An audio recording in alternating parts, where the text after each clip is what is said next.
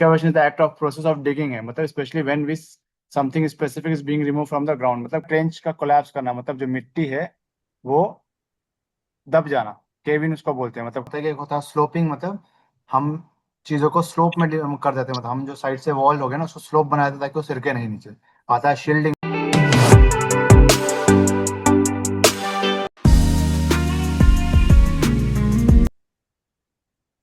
आज के जी क्लास का सर। नोट्स मिला था, पढ़ा था कि नहीं होता?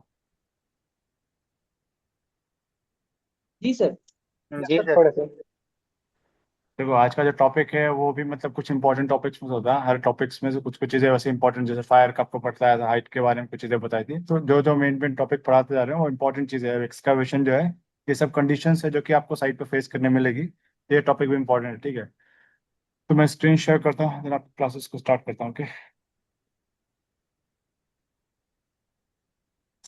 स्क्रीन विजिबल है आपको?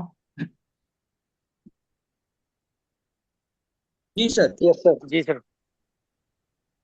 चलो बढ़िया। Yes sir. एक मिनट होल्ड करना था, एक मिनट।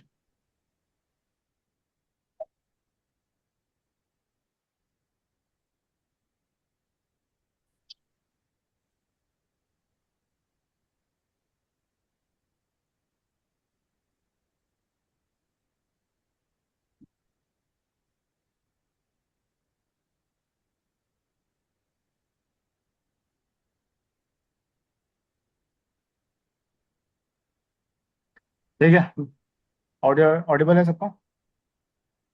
जी जी सर। सर। Yes sir. तो आज का टॉपिक जो है उसको एक्सकैवेशन बोलते हैं, ठीक है। अब इसके रिगार्डिंग आपको बताएं कि भाई एक्सकैवेशन होता क्या, उसमें क्या क्या मतलब हजार्ड होंगे, उसके क्या कंट्रोल मेजर्स होंगे, पीपीज क्या होंगे, या फिर उसके क्या गाइडलाइंस होंगे, क्या क्या गवर्नमेंट गाइडलाइंस दिए जाते हैं किसी भी वर्क करने पे, वो चीज़ें भी आपको बताएंगे, ठीक है। अब मैंने आपको पहले ही बताया कि भाई कोई भी एक्टिविटी होगी उससे रिलेटेड रिस्क क्या हजार्ड होता है, ठीक है। तो वो भी चीज़ आपको एक्सप्लेन की जाएगी कि भाई इसमें क्या क्या हजार्ड आ सकते हैं इस काम में, ठीक है। तो सबसे पहले होता है कि भाई एक्सकैवेशन क्या होता है। तो कोई एक बंदा हैंड रेस करके बता सकता है अपने खुद के नॉलेज में कि एक्सकैवेशन किसको बोलते हैं?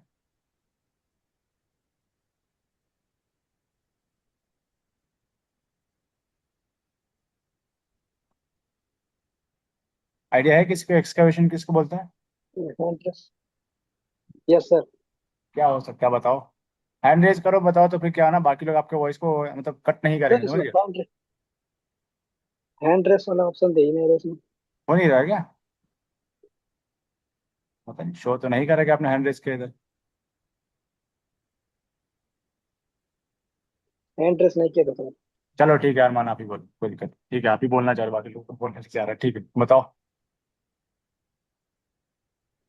एक्सकैवेशन ऐसी प्रक्रिया है जो जमीन से मिट्टी, धूल और पत्थर को हटाने के लिए किया जाता है, हाँ ताकि निर्माण निर्माण के इंस्टॉलेशन और मरम्मत के लिए जगह बनाया जा सके। हाँ, मतलब कोई भी वैसा कंस्ट्रक्शन करना हो जिसमें हमें पिलर्स डालना हो, कुछ बड़ी बड़ी टनल बनाना हो, तो उस टाइम हम लोग एक्सकैवेशन को करते हैं, ठीक है। अब एक सिंपल वर्ड में अगर बोलेंगे ना तो यार डिगिंग, ठीक है। क्या बोल रहे हैं?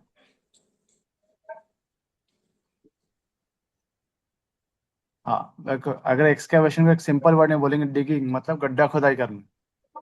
हम लोग कभी घर में भी करते हैं ना, कभी पाइपलाइंस का काम है तो गड्ढा खुदाई कर रहे हैं, कभी पिलर्स डालना है, घर की बिल्डिंग का कंस्ट्रक्शन हो रहा है, तो हम लोग नीचे की सरफेस की मिट्टी को हटाते हैं, ठीक है। उसको बोलते हैं एक्सकैवेशन करना, मतलब गड्ढा खोदना। डिगिंग एक शॉर्ट फॉर्म होता है जो कि वर्ड्स यूज करते हैं कि भाई गड्ढा खनना को बोलते हैं एक्सकैवेशन।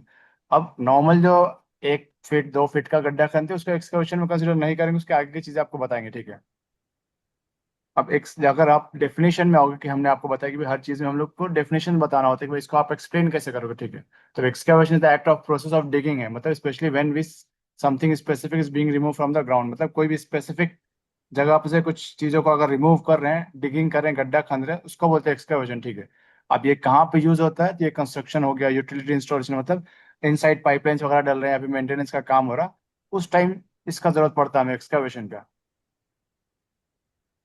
ये सिंपल वर्ड्स में आपको हर जगह दिखेगा कि भाई जेसीबी का यूज करके गड्ढा खन रहे हैं, नया पाइपलाइन चला रहा है, या फिर इन साइड में कुछ बड़े बड़े पिलर्स डल रहे हैं, कुछ टनल बनाया जा रहा है जिसको सुरंग बोलते हैं, ठीक है। तो ये सारा कुछ एक्सकवेशन के वर्ड्स में यूज होता है। अब इसके लिए कुछ ये एक अलग कंडीशन है। हमने आपको हजार्ड में क्या बताया था, कोई भी ऐसा ह्यूमन एक्ट कंडीशंस जिसमें आपको नुकसान पहुंचाने की क्षमता हो, तब एक्सकेवेशन एक अलग कंडीशन है, ठीक है। ये प्रोसेस अलग है, अलग तरीके की एक्टिविटी है, तो इसके रिगार्डिंग हजार्ड्स अलग होंगे। ये आप क्या होता है एक्सकेवेशन, आपको ये समझ में आना चाहिए। एक्सकेवेशन मतलब act of process of digging specially when something specific is being remove from the ground. अगर ग्राउंड सरफेस से किसी चीज को रिमूव कर रहे हैं, मिट्टी को हटा रहे हैं, देन इसको बोलते हैं एक्सकेवेशन करना।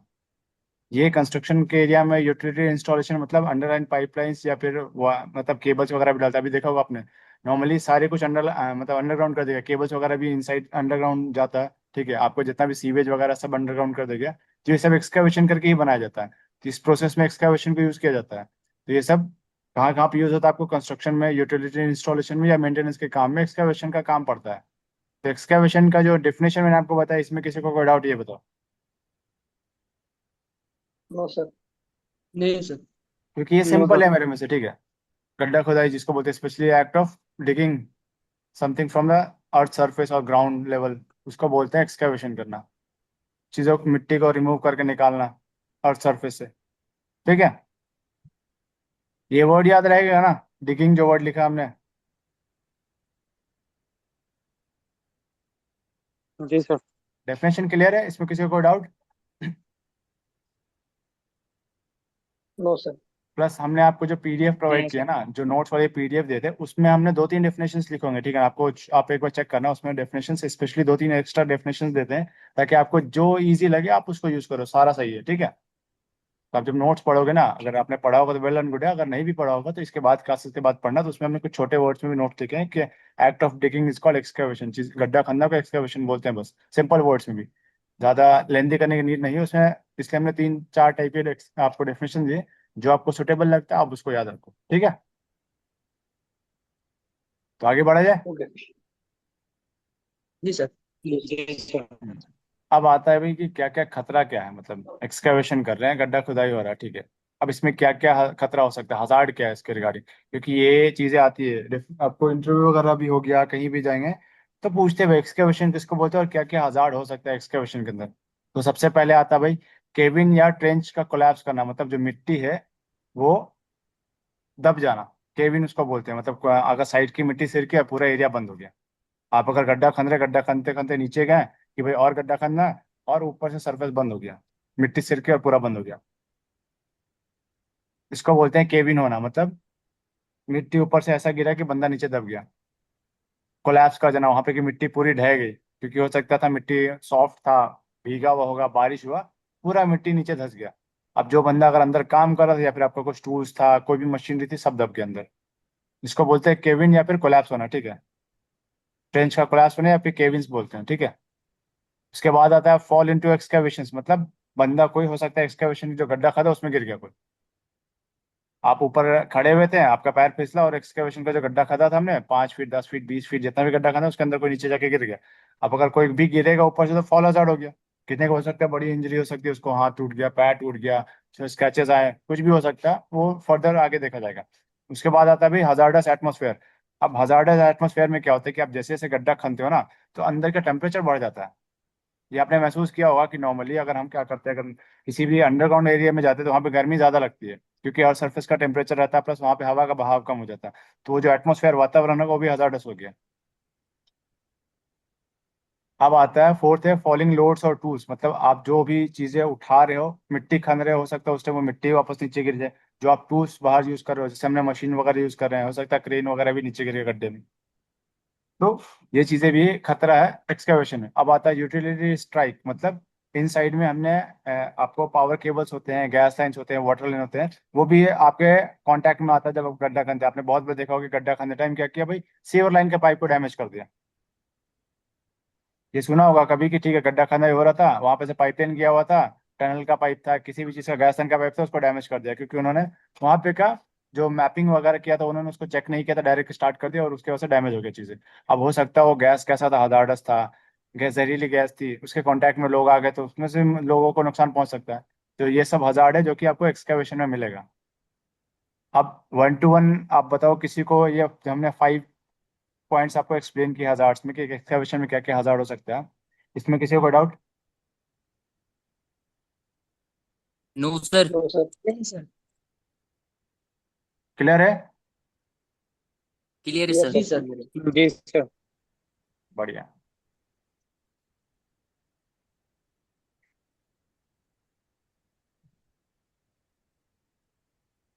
तो हमने आपको एक्सकेवेशन में जो 5,000 मतलब 5 पॉइंट्स बताया, उसमें क्या क्या था? सबसे पहला था केबिन या फिर ट्रेंच कोलैप्स करना, फॉल इनटू एक्सकेवेशन हो गया, हजार्डस एटमॉस्फेयर हो गया, फॉलिंग लोड्स और टूल्स और यूटिलिटी स्ट्राइक हो गया, इसमें इलेक्ट्रिकल केबल्स, गैस लाइन या वाटर लाइन वगैरह में हम कांटेक्ट में आ सकते हैं एक्सकेवेशन कर रहे हो, ठीक है। तो ये बेसिक हजार्ड हो गया जो कि आपको ध्यान में रहेगा। आई थिंक मेरे में से कुछ ज्यादा टफ नहीं है, क्या लगता है? कुछ वैसा टफ वर्ड्स तो है नहीं इसमें, सबको पता है कि ठीक है अगर गड्ढा खंदा हो रहा है तो नो भाई सर। वहां पे की मिट्टी सिरकती है। तो अब इस तरीके का हजार्ड है तो इसके लिए इसके कंट्रोल्स भी होंगे, क्या बोलते हैं? बचाव होगा फिर कि कैसे सेफली काम किया जाए तो कि ये हजार्ड हमें नुकसान ना पहुंचाए। तो अब उसके बाद आगे बढ़ते हैं, ठीक है।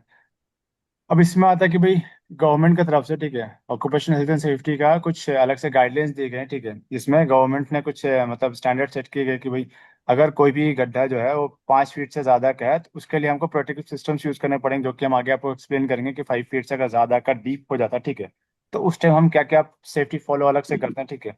उसके बाद अगर हम काम करें तो डेली इंस्पेक्शन होता है, जो भी हम लोग ने गड्ढा खंदा उसके आसपास का जो एरिया हो गया, मिट्टी हो गया वो सही है कि नहीं है, सिरक तो नहीं रही है, लूज मिट्टी नहीं हो गया, उसका डेली इंस्पेक्शन होता है कॉम्पिटेंट पर्सन के द्वारा। मतलब वहां पर का जो एक बंदा होगा वो चीज़ों को चेक करे कि आपने जो एक्सकेवेशन किया है तो उसके आसपास की मिट्टी सिरक तो नहीं रही, मिट्टी सही है कि नहीं है।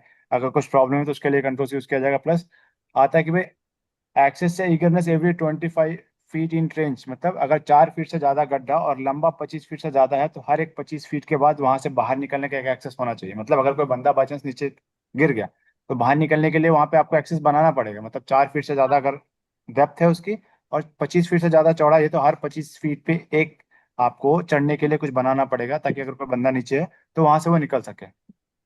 ये एज पर ओशा गाइडलाइंस होता है, ठीक है, गवर्नमेंट की तरफ से कि भाई आपको अगर एक्सकेवेशन करना है तो कुछ रूल्स है जो आपको फॉलो करने पड़ेंगे।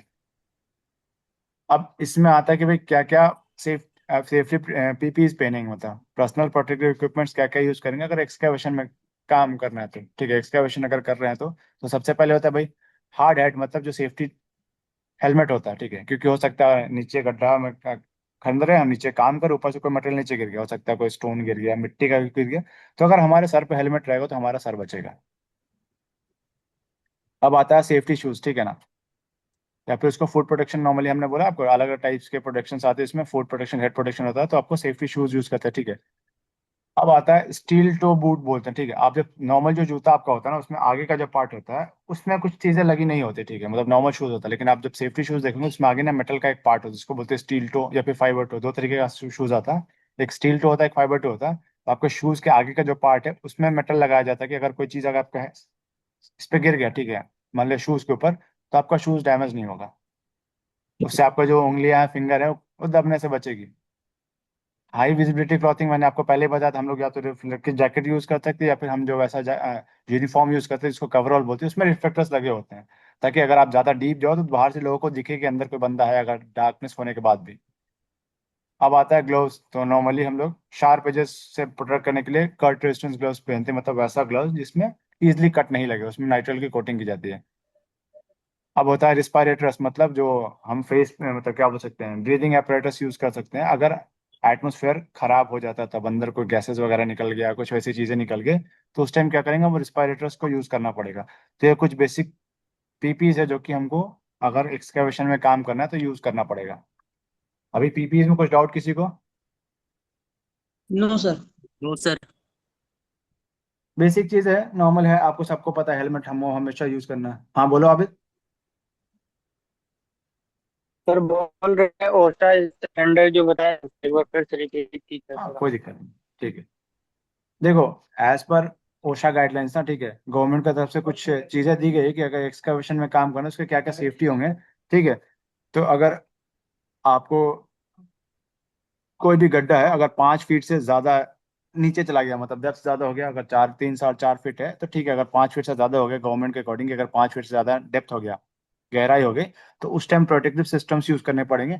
तो ये प्रोटेक्टिव सिस्टम्स हम आपको आगे कंट्रोल्स में बताएंगे क्या क्या प्रोटेक्टिव सिस्टम होता है जब एक्सकवेशन में काम करते हैं। तो उसके बाद होता है गवर्नमेंट का गाइडलाइन का आप डेली इंस्पेक्शन करो, कोई भी कॉम्पिटेंट पर्सन जिसको नॉलेज हो उस चीज के बारे में, तो आप अपने एरिया को इंस्पेक्शन किया करो कि जो आपने एक्सकवेशन किया है, उसके जो वॉल्स हैं वो सही है कि नहीं है, लैंडस्लाइड होने के चांसेस नहीं, कोलैप्स तो नहीं करेगा ना, ढह तो नहीं जाएगा।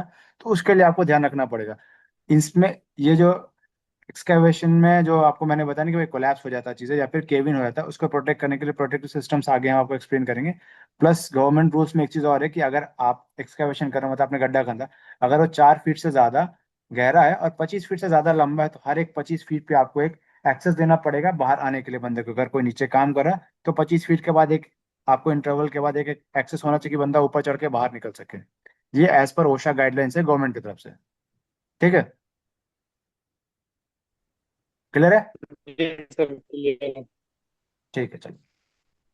मैंने जी आपको सर। बाकी पीपीज के रिगार्डिंग बता दिया। बेसिक पीपीज है, ग्लव्स, हेलमेट, जैकेट हो गया, रिस्पायरेटर्स हो गया कि अगर भाई हम अंदर काम करेगा, हो सकता है कोई गैसेस वगैरह लीक हो गया, कुछ हो गया, तो उस टाइम हमको ब्रीदिंग apparatus यूज करना पड़ता है।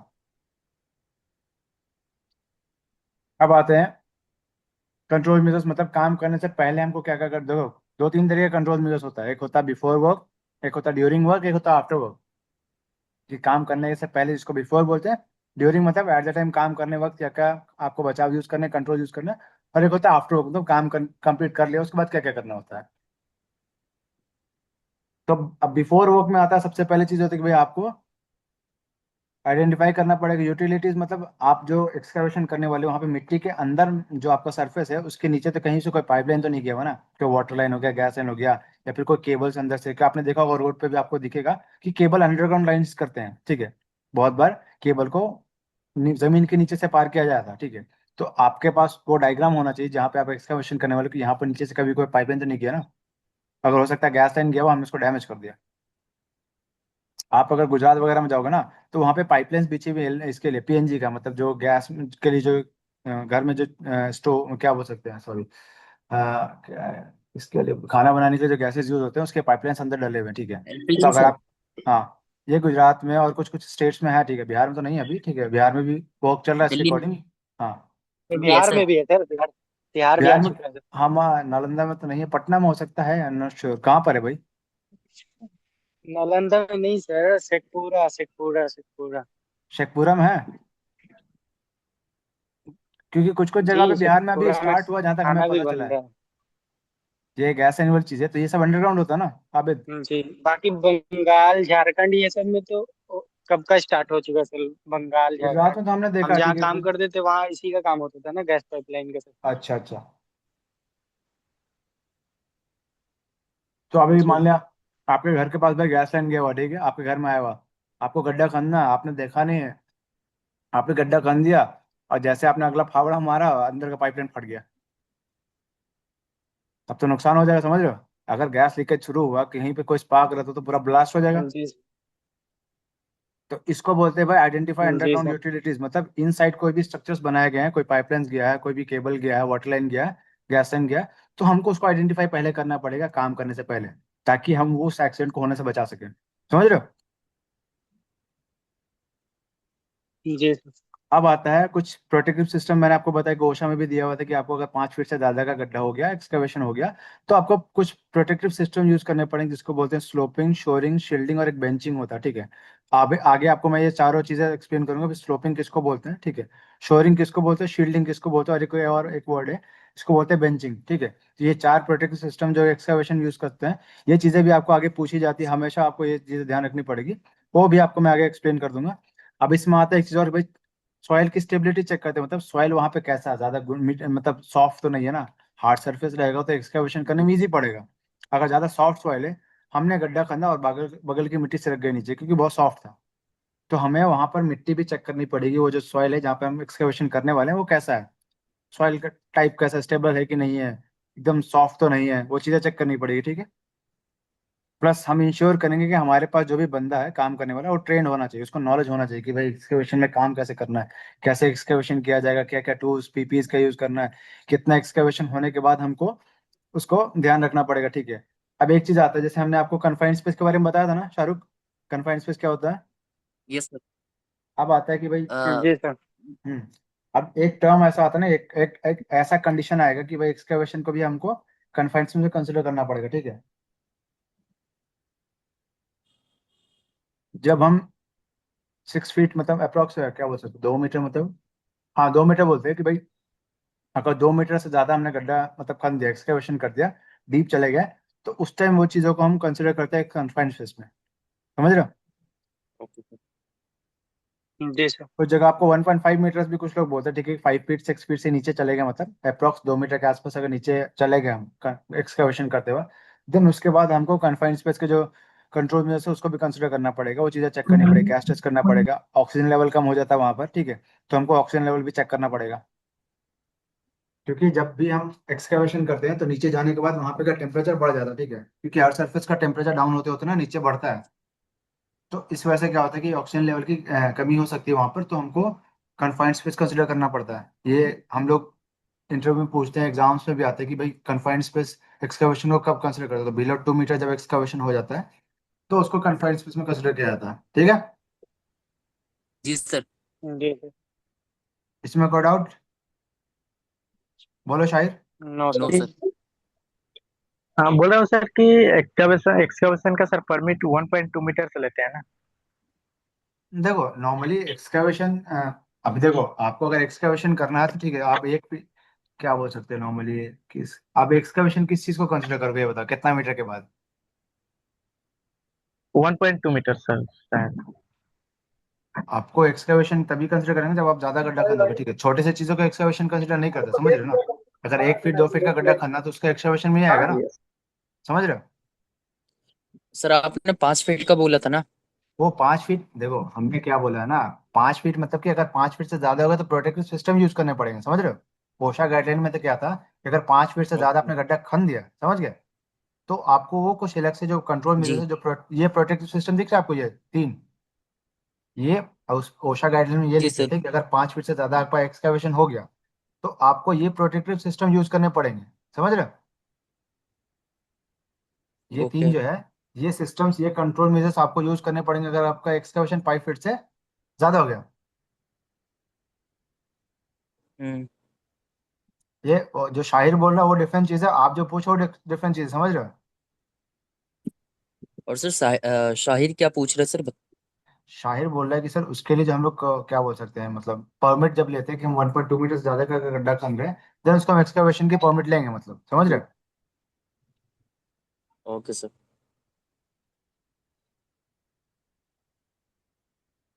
आप जो पूछ रहे हो कि वो 5 फीट वाला जो था ना, वो कंडीशन अलग थे और ये कंडीशन अलग है, समझ गए? जी सर।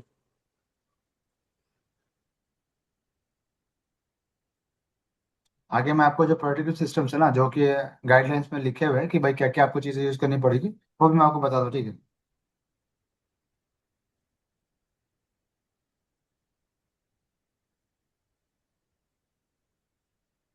शाहिर का कहना सही है कि अगर नॉर्मली हम 2 3 3 फीट की चीजों को अगर हम गड्ढा खन रहे हैं तो वो कोई लैंडस्लाइड होगा भी तो किसी को नुकसान पहुंचे, क्या लगता है? 1 मीटर 1 फीट 2 फीट से कुछ एक्सकावेशन में कंसिडर नहीं करेंगे, ठीक है।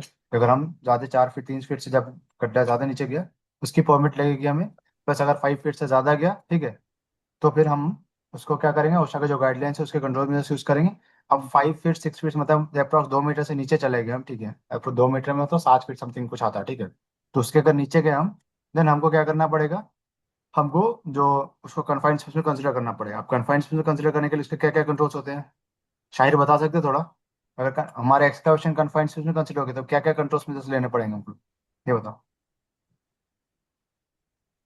सर उसमें सर हम्म? ये होता है सर, स्लोपिंग उसमें कर सकते हैं। अरे हम और कन्फाइंड स्पेस का पूछ रहे हैं, स्टोरिंग स्टोरिंग का स्लॉपिंग बाद सर में आएगा। कर सकते हाँ, हैं। सुनो सुनो हाँ, सुनो, storing sloping sorry confined sir, space से कंट्रोल में कन्फाइंड जैसे क्या स्पेस ये का बता। पूछ रहे हैं सर। हम कुछ और पूछे, तुम आंसर कुछ और दे रहे हो मेरे को। इस स्पेस का सर तो वहाँ का, यस यस सर। देखो सर वहाँ पे क्वेश्चन हम मेरा, गैस सुनो डिटेक्टर सुनो से सुनो, एक चेक कर मिनट रुको सकते हैं एक मिनट वहाँ रुको का एक मिनट रुको, पहले गैस। मेरा पूरा क्वेश्चन सुनो। जी सर। हमने बोला कि हमारा जो कन्फाइंड एक्सकवेशन है वो 2 मीटर से ज्यादा डेप्थ हो गया, अब हम उसको कन्फाइंड स्पेस में कंसिडर करना पड़ेगा, क्योंकि ये एक टर्म होता है कि भाई आप कन्फाइंड स्पेस में कब कंसिडर करोगे आपका एक्सकवेशन को, तो बिलो 2 मीटर चले गए, देन हम उसको कन्फाइंड स्पेस में कंसिडर करेंगे। तो आप मुझे बताओ कि कन्फाइंड स्पेस में कंसिडर करने के बाद हम क्या क्या कंट्रोल मेजर्स लेंगे उसके, ये बताओ। जी सर, उसके लिए सर थोड़ा। अगर वो वही सर 2 मीटर तक अगर वो डेप्थ होता है एक्सकवेशन तो वो कन्फाइंड स्पेस को कंसिडर किया जाता है सर। उसके लिए सर हमको गैस डिटेक्टर से वहाँ का एलईएल और यूएल चेक करना होगा, क्योंकि सर उसमें गैस वहाँ पे ये होता है, मतलब सर ऑक्सीजन पे वहाँ पे कमी हो सकती है, ऑक्सीजन डिफिशियंसी हो सकती है। इसके तो लिए हमें वहाँ पे ये गैस डिटेक्टर से चेक करना होगा गैस। तो फिर और मैं सर बताऊँ ऑक्सीमीटर, इसको रेस्पिरेटर का भी यूज ऑक्सीमीटर कर बोलते हैं, सकते ठीक हैं। है। जो तुम बोले ना ऑक्सीमीटर बोलते हैं, तो ऑक्सीजन लेवल कितना होना चाहिए फिर जी सर, कॉन्फिडेंस बेस में? 19.5 से 23.5 होना चाहिए सर। क्या यूनिट क्या उसका, ये बताओ, सेंटीमीटर मीटर किस में है वो, किस चीज में है वो, कंसिडर कैसे, सेंटीमीटर, 19.5 सेंटीमीटर क्या है वो? मैं बताऊँ सर? 19.5। एक मिनट रुक जरूर, अभी क्रॉस कोई नहीं करेगा, जब वो नहीं बताएगा तो ना आपको देंगे, ठीक है। शायद ये ओके पता है सर। ना, हम जो है ना, अगर इंटरव्यू किसी का यस। लेता है ना हम लोग प्लेसमेंट्स के लिए ना, ये चीजें हमेशा पूछते हैं बंदे से कि भाई आप मुझे यूनिट बताओ, 19.5 से 23.5 सबको पता है, ठीक है, लेकिन ये किस चीज में मेजर करे पता ही नहीं है उसको, यस समझ सर, रहे मीटर में करते हैं जी सर। सर। ली- रुक जाओ, ठीक है। अभी परसेंटेज में रुक जाओ भाई, अभी कोई बोलेगा नहीं, अभी जिसको पता है वो हैंड रेस करेगा, उसका बाद मौका मिलेगा, ठीक है। मिस्टेक होता है सबसे, कोई बड़ी बात नहीं, ठीक सॉरी है, सर, बोल रहा चलेगा। हूँ सर। कोई दूसरा कोई यहाँ पर नहीं, हमारे सर लोग वो हैं। परसेंटेज, अभी अभी हाँ आप परसेंटेज में आबिद ही आ गया, करते हैं ठीक है, सर। आबिद ने हैंड रेस किया, आबिद बताओ किस चीज में कंसिडर करते हैं? यार इसको परसेंटेज में करते हैं ना सर। हाँ, अबे ऑक्सीजन को परसेंट में चेक किया था भाई। शायर, जी सर। शायर आवाज आ रही है? जी सर। हाँ देखो, ऑक्सीजन में यस होता है सर। ना, हमने स्कूल में नहीं पढ़ा है कि भाई 98%, सॉरी 100% में क्या होता है, 78% नाइट्रोजन होता है, 21% ऑक्सीजन होता है। तो वो परसेंटेज में होता है, मतलब 100 में कितना है, समझ रहे हो? जी यस सर। हम जो कहते हैं कि भाई हमारे इन्वायरमेंट में अगर हवा है, जैसे हम जब कहीं पे खड़े हुए तो वहाँ पे एक हवा है, किसी चीज को कंसिडर करो 100% है, तो उसमें ऑक्सीजन कितना है, तो परसेंटेज में होता है। अब जब तो लीटर वगैरह तो बोले ना, तो हम लोग लिक्विड को लीटर में नापते हैं, या फिर आपको, समझ रहे हो, गैलन वगैरह में कंसिडर किया था, लीटर को वगैरह यस में सर। वो लिक्विड को चेक किया था। गैस में जो अगर हम ऑक्सीजन को चेक करेंगे ना, अलग अलग, जैसे अभी आपको मैंने बताया था कि एलईएल यूएल में पीपीएम में करते हैं, पार्ट्स पर मिलियन में, ठीक है, वो गैसेस के लिए था। लेकिन अगर आप ऑक्सीजन के लिए आओगे तो वो परसेंटेज में चेक करते हैं कि 100 में कितना होना चाहिए, समझ गए? कोई नहीं, वो होता जी है, भूल गए तो कोई जगह वैल्यू आपको पता है, मैं भी जाना था वैल्यू में, हम मेरे में से सबको पता होगा। लेकिन ये यूनिट वाली चीज है ना, ये हम लोग पूछते हैं भाई, जी क्योंकि आपको पता होना चाहिए कि आप किस चीज में मेजर कर रहे हो उसको। आप जब पेपर में लिखोगे ना, तो आपको लिखना पड़ेगा 19.5 क्या है, तो परसेंट में जाएगा, ठीक है। जी सर, मैं सर वो याद किया था ऐसे 19.5 से 23.5%, लेकिन सर भूल गया था बोलने में अभी। ये क्या है ना शायद, ये कॉमन चीज है, मैंने देखा ये अरे बहुत लोगों से मिस्टेक होता है, आप नए नहीं हो, ऐसा नहीं बोले कि कल आपसे हो रहा, जब हम लोग इंटरव्यू लेते हैं ना, बंदा कंफ्यूज होता है कि सर ये किस चीज में था, अब हम बोले उसको सेंटीमीटर किलोमीटर में, बोल दिया सेंटीमीटर उसने आंसर। हमने उसको दो तीन ऑप्शन दिया कि वो सेंटीमीटर मीटर फीट किस में करते, वो सेंटीमीटर बोल दिया उसने, समझ रहे थे, ये होता है, मना नहीं कर रहा, नॉर्मल सी चीज है, ठीक है, बट हमको ध्यान में होना चाहिए कि भाई ये परसेंटेज में रहता है, ठीक है। और क्या चेक करेंगे फिर? Yes sir. उसके बाद सर वहाँ पे और क्या चेक कर सकते हैं सर? वो गैस डिटेक्टर से गैस चेक करेंगे सर। आपने बोले उसमें एलियल यूएल किया, फ्लेमेबल मतलब गैस हमने का फ्लेमेबल मात्रा। गैसेस चेक किया, एलियल यूएल हाँ सर। फ्लेमेबल गैसेस किया था ना, हम लोग यस सर। टॉक्सिक गैसेस भी चेक करेंगे ना, यस सर। जहरीली गैसेस तो नहीं है कुछ। हाँ सर। फिर वेंटिलेशन चेक सर हाँ करेंगे, सर। हवा जैसे, का बहाव होना चाहिए, समझ रहे हो? हम्म, जी सर।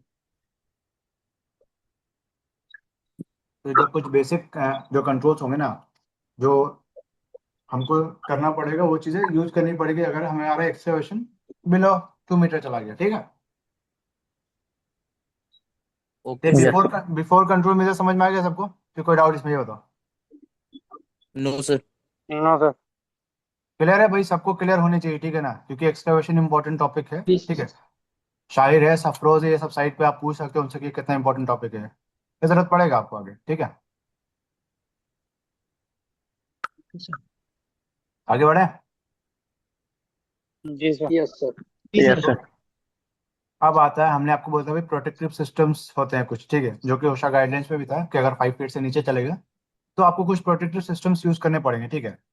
अब इसमें आता है भाई, तीन सिस्टम्स है, एक चार भी है, तो नॉर्मली ऐसे तीन होता है कि एक होता है स्लोपिंग, मतलब हम चीज़ों को स्लोप में हम कर देते हैं, मतलब हम जो साइड से वॉल हो गया ना उसको स्लोप बना देते हैं ताकि वो सिरके नहीं नीचे।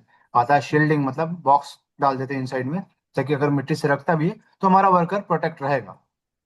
हमने क्या करते हैं ना, बॉक्स बना के काम करता है, ठीक है, हमने क्या किया, वॉल का बॉक्स बना दिया, उसके अंदर बंदा को रख दिया और अंदर में काम हो रहा है, अगर बाई चांस मिट्टी सिरकी हुई तो हमारा बंदा बच जाएगा। अब एक आता है शोरिंग, मतलब हम लोग क्या करते हैं, साइड से वॉल्स लगा देते हैं, लकड़ी का मेटल का वॉल लगा दिया, ताकि ये जो है ना, ये यहाँ पे मेटल के वॉल्स डाल दिए हमने, लकड़ी के शीट डाल दिए हमने, ऐसे करके चीजें डाल दी, ताकि अगर कोई मिट्टी जो है वो सड़क के नीचे नहीं आएगा। आगे मैं आपको हर एक का अलग अलग फोटोज प्लस एक्सप्लेन भी करूंगा। तो जो प्रोटेक्टिव सिस्टम्स में तीन आता है, कौन कौन आता है? Sloping, shoring and shielding. Sloping, shoring and shielding, ये तीन होता है, ठीक है। स्लोपिंग में क्या करते हैं हम, ये जो वॉल्स बनते हैं ना गड्ढा करने के बाद, उसको एक एंगल में कट करते हैं, ठीक है। शोरिंग में क्या करते हैं हम लोग, ट्रेंच वॉल्स या फिर मैकेनिकल सिस्टम्स लगाते हैं, साइड से सपोर्ट देते हैं, ठीक है, इसको, ताकि ये मिट्टी नहीं सिरके नीचे। और शील्डिंग में क्या करते हैं हम लोग, एक पूरा का पूरा एक बॉक्स बना देते हैं, ठीक है, उसके अंदर वर्कर को काम करने के लिए प्रोटेक्ट कर रखते हैं अंदर में, ताकि अगर कोई मिट्टी सिरका भी तो बंदे के ऊपर नहीं गिरेगा। तो मैं आपको आगे हर एक सिस्टम को वन टू वन एक्सप्लेन करता हूँ, ठीक है। ये तीन सिस्टम होता है।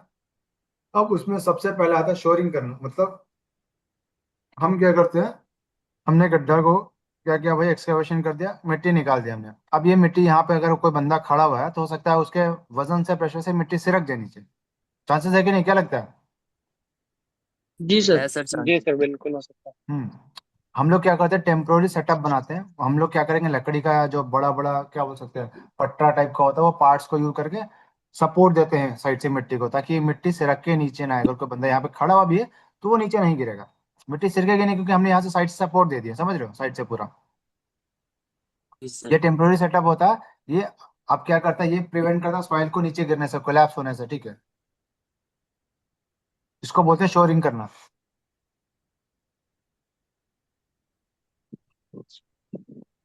क्लियर है ये? क्लियर है सर। ये क्या करेगा, ये मिट्टी को नीचे के नीचे क्या बोल सकते हैं, क्रेविंग से जाने से बचाएगा, ठीक रोकता है। है सर। हम्म। बस। मिट्टी को नीचे सिरकने से रोकेगा ये, ठीक है। जी sir. It will protect soil to collapse. हाँ बोलो आबिद। सर लास्ट में जो लिखा हुआ 1.2 m मतलब मीटर, उसका क्या मतलब हुआ सर? जनरली मतलब 1.2 मीटर से नीचे अगर जब डेप्थ हो गया ना, जैसे क्या होता है कि भाई अगर एक आग, मतलब 2-3 फीट 4 फीट का गड्ढा है, मतलब अप्रॉक्स देखा जाए तो 3 फीट का गड्ढा है, ठीक है, 3 फीट मतलब 1 मीटर समथिंग होता है, ठीक है। तो 3 फीट के गड्ढा में उतना ज्यादा जी चांस नहीं होता है गिरने का। अगर ज्यादा गड्ढा हो गया ना, जब ज्यादा डेप्थ हो गया, तो मिट्टी सिरकने के चांसेस ज्यादा होते हैं, क्योंकि मिट्टी अनस्टेबल होता है ना, समझ रहे हो, ऊपर का वेट ज्यादा हो गया ना। सर। जब अगर आप 5 फीट 6 फीट 8 फीट से नीचे चले गए ना, तो यहाँ पर का जो मिट्टी होता है वो लूज होना शुरू होता है, तो ये सिरकेगा नीचे। लेकिन अगर 2-3 फीट में ऐसा चांसेस नहीं बनता है, जो कि एक कैलकुलेटेड चीज है कि भाई अगर आप 1.2 मीटर से जनरली नीचे चले गए, मतलब 1.2 मीटर अप्रोक्स हो गया 4 फीट के बाद से, ठीक है, अप्रोक्स। हाँ मतलब वही 3-4 फीट हो गया, ठीक है। 3 फीट के बाद की चीजें होगी, 4 फीट के आसपास आता है, ठीक है। तो अगर 3 फीट के बाद अगर हम देखेंगे, तो क्या होता है कि भाई यहाँ पर का जो मिट्टी है साइड का, ये सिरकने के चांसेस बनते हैं। जब ऊपर का ज्यादा लोड बढ़ जाता है या फिर बंदा कोई खड़ा हुआ वहां पर, उसके पिछली वजह से मिट्टी नीचे सिरकेगी।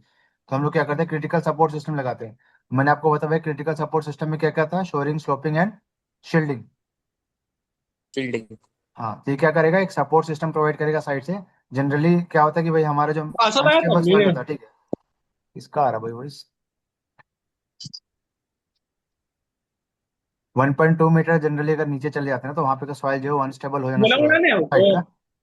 भाई माइक बुलबुला थोड़ा उड़ाना सा है ऑफ कर लो। अमन, आई थिंक आपके इसमें से वॉइस आ रहा है शायद। ठीक है भाई। तो शोरिंग का मतलब होता है साइड से हम लोग क्या करते हैं, वॉल्स वगैरह प्रोवाइड करते हैं, मेटल का शीट हो गया, लकड़ी का टुकड़ा हो गया, वो चीजें को साइड से सपोर्ट देते हैं, ताकि वो मिट्टी नीचे कोलैप्स ना हो। ये सराउंडिंग स्ट्रक्चर को स्टेबल करके रखता है, ताकि मिट्टी नहीं सिरकेगी, मिट्टी नीचे नहीं सिरकेगी, तो कोई भी बंदा अगर अंदर काम करे तो सेफ रहेगा वो। शोरिंग क्लियर है? जी सर। जी सर। क्लियर है हम्म। सर। इसमें टिम्बर, स्टील्स या फिर हाइड्रोलिक सिस्टम्स को यूज करते हैं, prevent soil from collapse, protect worker and stabilize surrounding environment structures. जो आपका होगा उसको स्टेबल रखे गए तो नीचे नहीं सरकेगा। शोरिंग वर्ड्स जो है ये क्लियर होना चाहिए, ठीक है। ये प्रोटेक्टिव सिस्टम्स की पहली चीज है। उसके बाद आता है आपको स्लोपिंग, ठीक है। अब ये एक भी एक सेफ मेथड है, ठीक है, ये एक सेफ कंट्रोल मेजर्स मेजर्स है, समझ लो एक तरीके से, ठीक है। ये एक्सकेवेशन के टाइम हम लोग क्या करते हैं, जब हमने एक्सकेवेशन किया, ठीक है, तो सबसे ज्यादा चांसेस होते हैं कि यहाँ पर की मिट्टी सिरकेगी, समझ रहे हो। ये जो ऊपर का कॉर्नर्स का पार्ट है ना, नीचे का पार्ट नहीं सिरकता है, ऊपर का कॉर्नर का पार्ट वेट की वजह से सबसे पहले सिरकता है। तो हम लोग स्लोपिंग में क्या करते हैं, इस एज को काट देते हैं, समझ गए? एक स्लोप बनाते हैं, एक एंगल में क्या करते हैं, उसका जो साइड कॉर्नर उसको कट कर देते हैं। अब यहाँ पे क्या होगा कि भाई ये जो वेट है ना, यहाँ पे का वेट कम हो जाएगा। हमने क्या किया, इसके कॉर्नर्स को स्लोप बना के कट कर दिया एक एंगल में, हमने उसके कॉर्नर्स को कट कर दिया। उसकी वजह से क्या होगा, अब वो मिट्टी नहीं सिरकेगा ऊपर का, क्योंकि वेट डिस्ट्रीब्यूशन हो जाता है। यहाँ पर का जो मिट्टी है ये सबसे ज्यादा अनस्टेबल रहता है, साइड के कॉर्नर्स का सबसे ज्यादा मिट्टी अनस्टेबल होगा। तो हम लोग क्या करते हैं, यहाँ पर का जो मिट्टी है उसको एक एंगल में कट कर देते हैं, उसको बोलते हैं स्लोपिंग करना, स्लोप बना देना। एक इंक्लाइंड सरफेस बन गया, अब वो मिट्टी नहीं सिरकेगी, ठीक है, इसको बोलते हैं स्लोपिंग करना। शोरिंग का मतलब था हम लोग वॉल सपोर्ट देते हैं टिम्बर से, स्टील से, वुड से, हाइड्रोलिक स्ट्रक्चर से। स्लोपिंग में क्या करते हैं, हम लोग जो मिट्टी का वॉल्स जो बना स्ट्रक्चर है उसके ऊपर के कॉर्नर्स को स्लोप के एक एंगल में कट कर देते हैं, ठीक है। अब क्या होगा, वो मिट्टी नहीं सिरकेगी नीचे। इसको बोलते हैं स्लोपिंग करना, मतलब स्लोप बना देना वहां पर के कॉर्नर्स को, ठीक है। स्लोपिंग का मतलब समझ में आया? जी जी सर। सर। Yes sir. हम लोग ये जो स्ट्रक्चर बना ना, हमारे जो वॉल्स बन गए मिट्टी का, ठीक है, ये दीवार है मिट्टी का, उसका ये स्ट्रक्चर को काट दिया एंगल में, काम हो गया हमारा। अब मिट्टी नहीं सिरकेगा, क्योंकि सबसे ज्यादा चांसेस होता है कि ऊपर की मिट्टी सिरकती है, नीचे का स्टेबल रहता है। तो हम लोग इधर के एरिया को कट कर देंगे एक एंगल में, नॉर्मल एक एंगल साइड का, उसके बाद इसको नॉर्मल क्या किया भाई, जैसे भी इस पार्ट को कट करके निकाल दो बाहर, नहीं सिरकेगा नहीं वो। इसको बोलते हैं स्लोपिंग करना। शोरिंग और स्लोपिंग क्लियर, ये बताओ। क्लियर है सर। जी सर क्लियर है। तो क्लियर है सर। ओशा गाइडलाइन में यही दिया हुआ था कि अगर आप 5 फीट से बिलो चले गए देन आपको प्रोटेक्टिव सिस्टम यूज करना पड़ेगा, शोरिंग स्लोपिंग के कंट्रोल मेजर जो यूज करना पड़ेगा, ठीक है। आप जब कंस्ट्रक्शन के लिए, कंस्ट्रक्शन फील्ड के लिए दोगे ना, जब सिविल वाले सिविल लाइन के लिए अगर आप जब इंटरव्यू देते हो, तो ये चीजें पूछी जाती है, क्योंकि सबसे ज्यादा काम सिविल में इसका होता है, एक्सकवेशन का। बड़े बड़े स्ट्रक्चर्स बनते हैं, बिल्डिंग बनते हैं, पिलर डलाते हैं, तो अंडरग्राउंड जब टनल्स बनाए जाते हैं, तो उस टाइम ये कंडीशंस आएंगे, तो हमको ये कंट्रोल मेजर्स यूज करने पड़ेंगे। तो सिविल लाइन में सबसे ज्यादा इसके बारे में पूछा जाता है, जब भी सिविल कंस्ट्रक्शन वाले एरिया का इंटरव्यू देंगे तो ये चीजें पूछी जाएगी। क्लियर है? कुछ डाउट इसमें? जी सर। क्लियर है। No sir.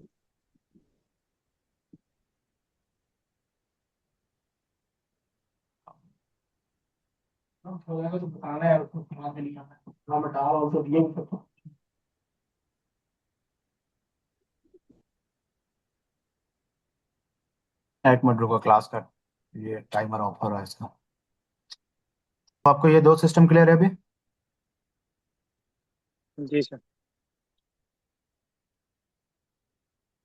आज के लिए इतना रहने दे, आगे और पढ़ना ही बताओ क्या करना है, किसी से भी क्लियर कर दें? ये 3 पॉइंट क्लियर कर दीजिए सर, ये तीनों बिल्कुल। कर हाँ सर, ये दीजिए। लास्ट वाला पॉइंट क्लियर कर दो हाँ आप। जी, 4 है, 3 नहीं है, एक और है, ठीक है। ऐसे 3 ही दिखता है, चौथा भी है, ठीक है, मैं आपको भी एक्सप्लेन करता हूँ, ठीक है। सर आपने स्लोप। आगे और है, ठीक है। तो अभी आता है थर्ड प्रोटेक्टिव सिस्टम में, आता है शील्डिंग। मतलब शील्ड का मतलब क्या होता है ना, एक बॉक्स बनाना, ट्रेंच बॉक्स बनते हैं, ठीक है, मतलब एक पूरा स्ट्रक्चर बना दिया, चारों वॉल, 4 वॉल्स बना दिए, समझ रहे हो? मतलब हमें क्या करना है कि भाई यहाँ पे पिलर्स का काम करना, मान लिया, ठीक है।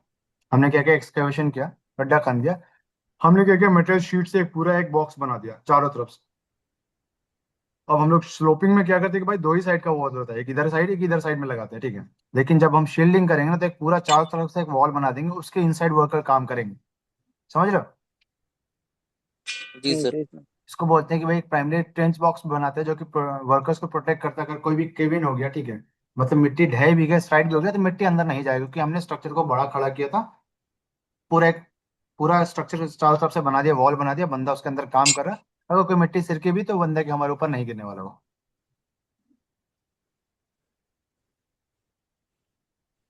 अब इसमें क्या करते हैं भाई, स्टील या एल्यूमिनियम की चीजें यूज करते हैं, ठीक है।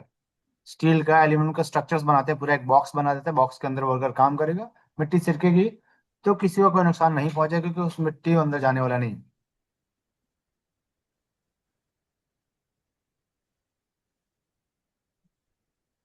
समझ गए?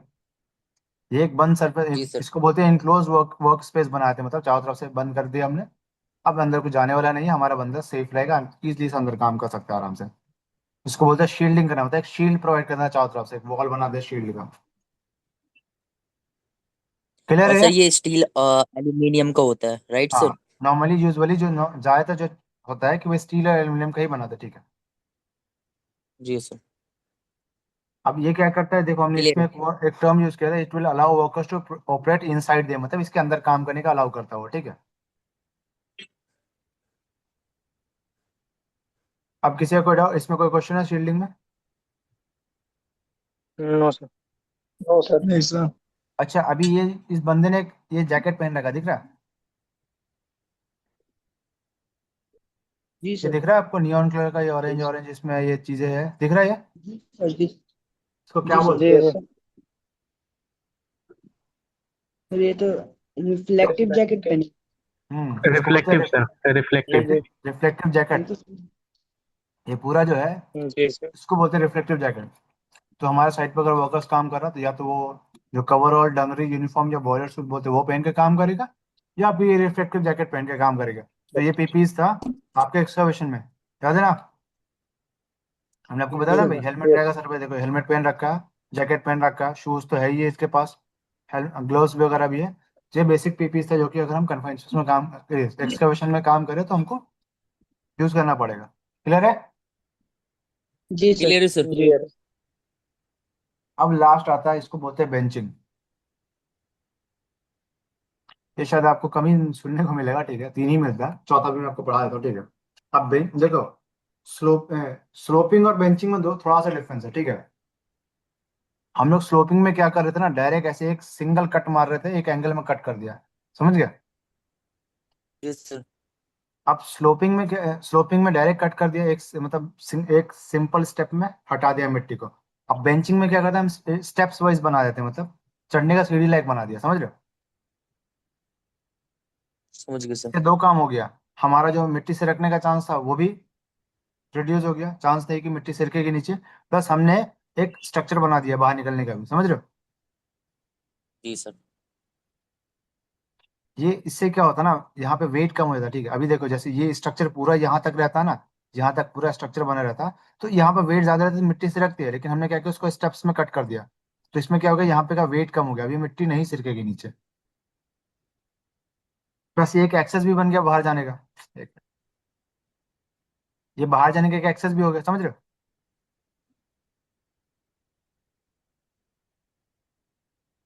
तो इसको बोलते हैं बेंचिंग, मतलब हमने क्या किया, वहां पर के जो वॉल्स थे उनको स्टेप्स में, मतलब हॉरिजॉन्टली स्टेप्स में कट कर दिया हमने उसको।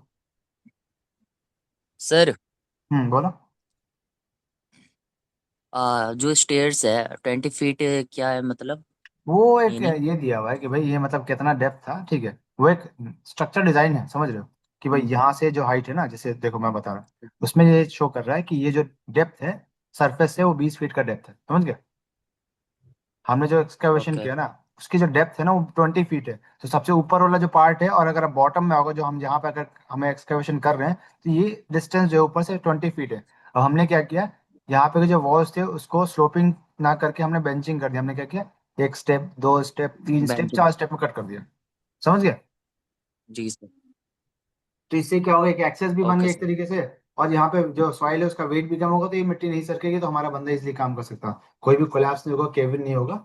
तो हमारा जो वर्कर्स है वो सेफली अंदर में काम कर इजिली सकता अप डाउन हो सकता है। है। जी, इसको बोलते हैं बेंचिंग करना। ये एक तरीके का स्लोपिंग है, बट इसमें क्या होता है, इंटरवल्स में कट करता है, ठीक है, स्टेप्स वाइज में हॉरिजॉन्टली वॉल को कट कर दिया हमने। ये प्रोटेक्टिव मेथड आता है ये भी, ठीक है, बेंचिंग भी। तो शोरिंग, स्लोपिंग, बेंचिंग, शील्डिंग, ये चार चीज मैंने आपको बताई, याद रहेगा? Yes sir. जी जी सर। सर। सब इजी है, देखो कुछ ज्यादा हार्ड टर्म नहीं है, ठीक है। आपको बस पता होना चाहिए कि इसका क्या मतलब है। जैसे हमने बोला है आपको, बस शील्डिंग करना, मतलब हम एक स्ट्रक्चर बनाते हैं, शील्ड बनाते हैं, मतलब चारों तरफ से एक वॉल लगा दिया, उसको बोलते हैं शील्डिंग करना। शोरिंग का मतलब क्या होता है कि हमने साइड से वॉल्स दिए, ताकि लकड़ी का हो गया, स्टील का हो गया, एल्यूमिनियम का भी रहता है, ठीक है, तो उसको बोलते हैं शोरिंग करना। स्लोपिंग मतलब स्लोप बना देना, हमने क्या किया, वहां पे वॉल को एक एंगल में कट कर दिया। अब बेंचिंग का मतलब हो गया कि हमने उस वॉल को क्या किया, स्टेप वाइज में कट कर दिया, ठीक है, हॉरिजॉन्टल स्टेप्स में कट कर दिया, ताकि वो स्टेबल रहे मिट्टी, वहां सिरके नहीं। ये सारा किसके लिए करते हैं, ताकि वहां पर की जो मिट्टी है वो लैंडस्लाइड ना हो, वहां पे की मिट्टी कोलैप्स ना करे नीचे, वापस से गड्ढा में ना गिरे। अगर नहीं तो हमारा वर्कर काम कर रहा है, मान लिया यहाँ पर वो कोई वर्कर्स नीचे काम कर रहा है एक्सकवेशन करने के बाद, हमने क्या किया, पाइपलाइन बिछाना, ठीक है, तो वर्कर यहाँ पाइपलाइन बिछा रहा था, हमने क्या किया, प्रोटेक्टिव सिस्टम का यूज नहीं किया, यहाँ पर की मिट्टी सिर की और इधर की मिट्टी सिर के, बंदा नीचे दब गया। अब उसको निकाल पाएंगे क्या लगता है? No sir. अगर कोई बंदा मिट्टी में अंदर दब गया, अब तुम कैसे निकालोगे? 20 फीट का गड्ढा है। अब अगर आप सोचो कि हम जेसीबी से निकाल दो, हो बट सकता है अपने जेसीबी डाला वो बंदे के ऊपर ही लग गया हो, कुछ भी हो सकता है ना। अगर बंदा सर भी वो इतना। हम्म। अगर सर वो मिट्टी में दब जाएगा तो डेथ भी हो जाएगी सर। बिल्कुल। निकालने का कोई फायदा भी नहीं है सर। चांस बहुत कम मिलेगा। ठीक है, अगर हमने हाथ से मिट्टी को हटाया तो चांसेस है कि बंदा को बचा भी सकते हैं, लेकिन 20 फीट का गड्ढा है, उसमें तो बंदे का दम घुट के मर जाएगा। आपने सोचा कि जेसीबी से निकालो, हो सकता है आपने जेसीबी बंदे को ऊपर ही मार दिया, कुछ भी हो सकता है ना, कुछ कह नहीं सकते हम। सेकंड में। तो जी जी सर। सर, विदिन सेकंड अ में काम सेकंड हो बंदा जाएगा। मर जाएगा अंदर, ठीक है। तो इसलिए क्या होता है कि ये सब हजार्डस कंडीशन है, ये जो काम है ना, ये रिस्की काम है एक्सकवेशन। तो उस टाइम ये प्रोटेक्टिव सिस्टम के बारे में हमें पता रहेगा तो ही हम काम कर पाएंगे। तो इसलिए बोलते हैं सेफ्टी ऑफिसर्स बहुत इंपॉर्टेंट है साइट पर। लाइफ बचाने के लिए सेफ्टी ऑफिसर्स रहना जरूरी है। हम रहेंगे तो जाएंगे तो देखेंगे नहीं, मिट्टी से रखने के चांसेस है। हमने क्या किया, चेक किया, इंस्पेक्शन किया, तो सॉइल जो है सॉफ्ट ज्यादा है, तो हमको प्रोटेक्टिव सिस्टम हर हाल में यूज करना पड़ा, अदरवाइज वो मिट्टी से रख जाएगी नीचे। तो ये सब होता है प्रोटेक्टिव सिस्टम्स का, जब हम एक्सकवेशन करते हैं उस टाइम ये सेफ्टी मेजर्स हमको साइट पे यूज करने पड़ेंगे। और ये सिविल कंस्ट्रक्शन लाइन में सबसे ज्यादा यूज होता है। तो सिविल के जब आप इंटरव्यू वगैरह देंगे, कंस्ट्रक्शन एरिया का इंटरव्यू देंगे, तो ये चीजें पूछी जाती है और आपके काम का भी है, ठीक है। क्लियर है यहाँ तक? कोई डाउट? जी सर। किसी को कोई नो और sir. Doubt? No excavation sir. किसको बोलते हैं, ये प्रोटेक्टिव सिस्टम क्या होता है, कंट्रोल मेजर्स क्या क्या होंगे, क्या क्या पीपी यूज करेंगे एक्सकैवेशन में? No sir. ठीक है, बाकी आगे नहीं जो सर। नेक्स्ट क्लास होगा इसका, ठीक है, मेरे में से मैं सोच रहा हूँ कल ही ले लेता हूँ, ठीक है ना, कल गैप नहीं रहेगा, कल क्लासेस में लेकर आपको इसको कंप्लीट कर देता हूँ, ठीक है। Okay. Okay. Okay okay sir. तो कल के क्लास में आपको आफ्टर वर्क जो होगा या फिर ड्यूरिंग वर्क जो कंट्रोल मेजर्स होंगे, मैंने आपको बताया 3 तरह के कंट्रोल मेजर्स होता है, एक होता है बिफोर वर्क काम करने से पहले, एक होता है ड्यूरिंग मतलब काम करने में, और एक आफ्टर वर्क होता है काम करने के बाद, ठीक है। तो वो बाकी दो रह गए अभी कि ड्यूरिंग वर्क और आफ्टर वर्क क्या कंट्रोल मेजर्स होगा, और बाकी भी चीज़ें कुछ है वो मैं आपको कल क्लियर कर दूंगा, ठीक है। बाकी आपको नोट्स मिले तो अपने अकॉर्डिंग नोट्स थोड़ा सा पढ़ो, उस नोट्स में भी इनके जो बेंचिंग है, स्लोपिंग है, हर एक का 2 से 3 अलग अलग डेफिनेशन दिया हुआ है, जो आपको सुटेबल लगे उसको याद रखो, ठीक है। क्लियर है? Okay sir. जी सर। ठीक है, जी सर। तो आज के क्लास एंड करते हैं यहाँ पर, ठीक है। और भाई ये क्लास, ये टॉपिक्स इंपॉर्टेंट है तो कल भी रहना है, ठीक है, ऐसे नहीं कि किसी ने बंक मार दिया, ठीक है। Okay sir. चलो ठीक है, तो आज का क्लास एंड करते हैं, ठीक है। ओके सर, अल्लाह हाफिज। ठीक ओके ठीक है, सर, अल्लाह। अल्लाह। अल्लाह। Good night sir. ठीक है, गुड नाइट। Good night. ठीक है, स्क्रीन विजिबल है सबको?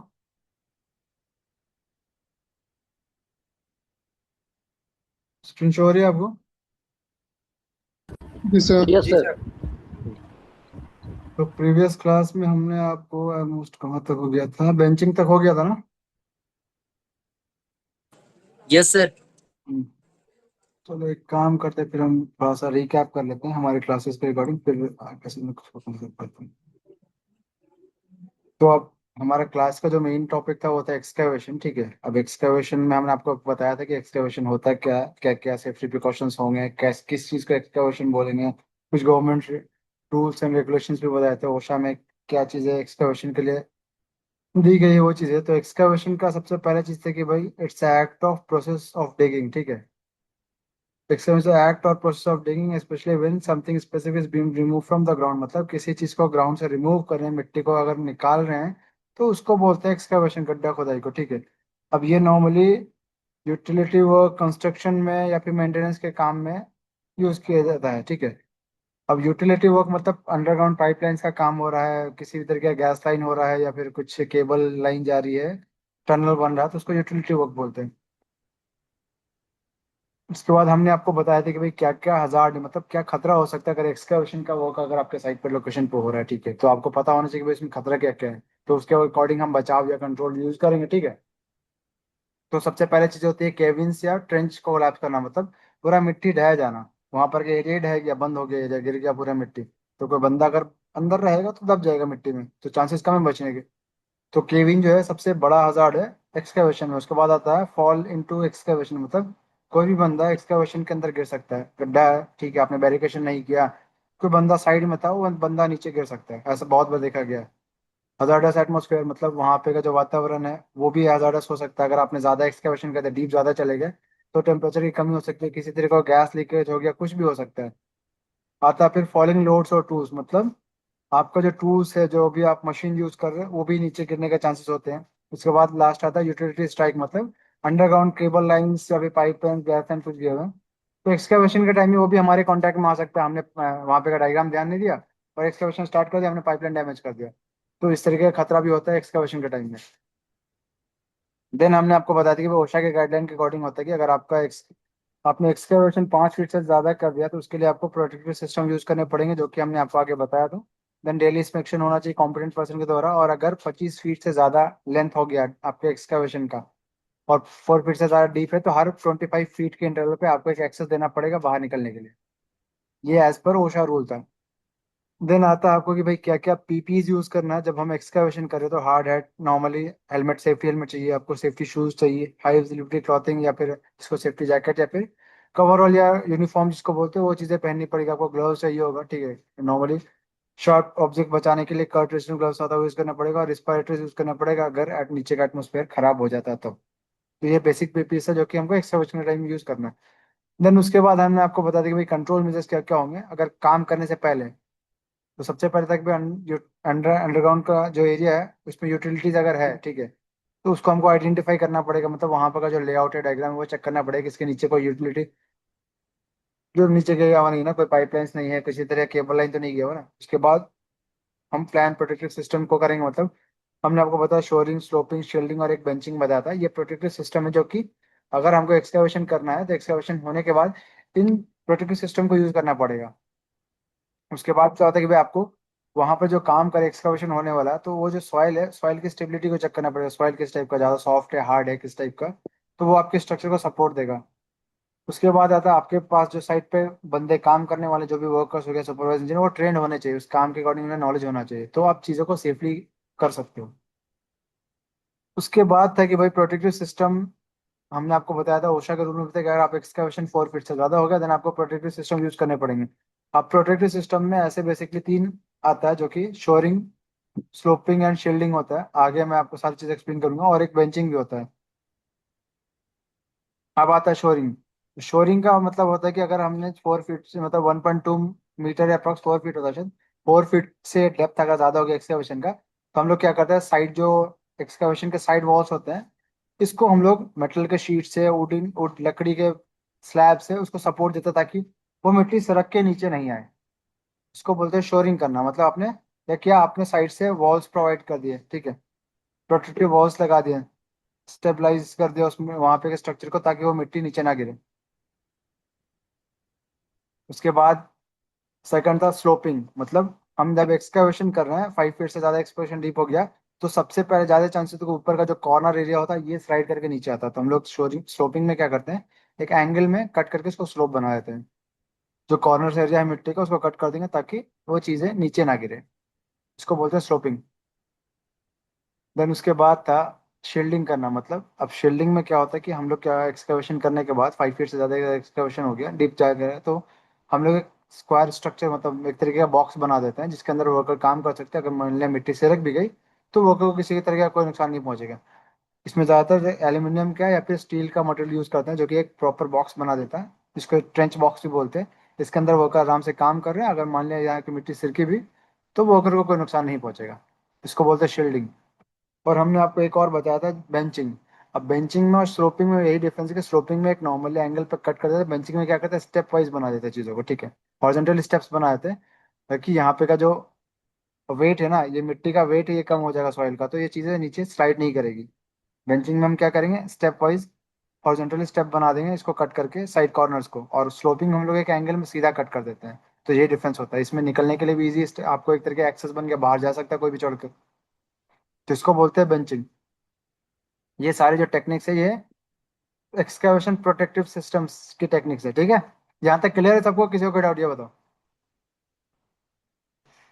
No sir. जहां तक तो कोई डाउट होना नहीं चाहिए। बेंचिंग ये सारे प्रोटेक्टिव सिस्टम याद रहेंगे आपको। जी सर। यस आगे सर। बढ़ा जाए फिर।